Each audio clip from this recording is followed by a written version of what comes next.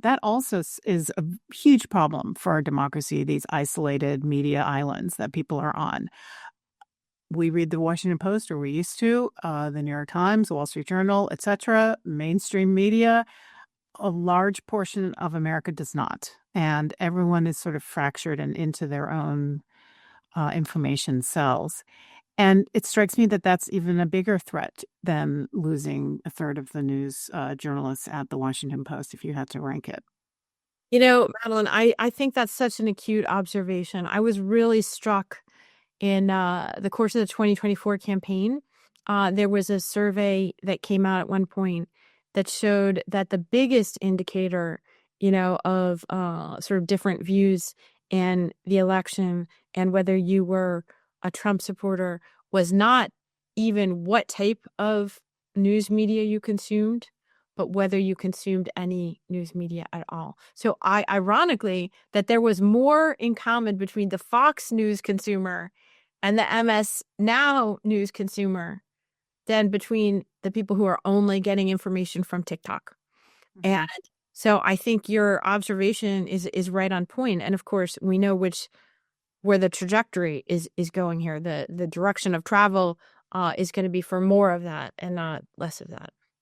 You can get good stuff on TikTok and Instagram stories.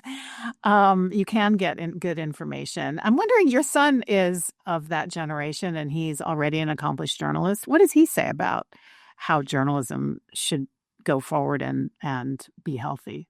Yeah, I mean, look, this is a great concern, I think, for everybody.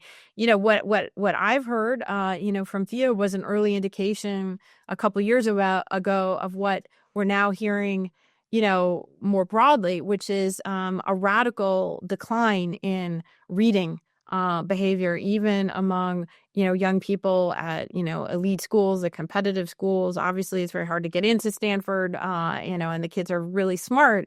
And they know a lot of stuff in their field, but the kind of general interest, I'm a citizen kind of public space reading, he says it's just not occurring at all. Not even just like, well, it's less than it used to be, but that peers are literally not reading any articles in any platform, whether they are liberal or conservative. And that, again, is that radical decline in reading.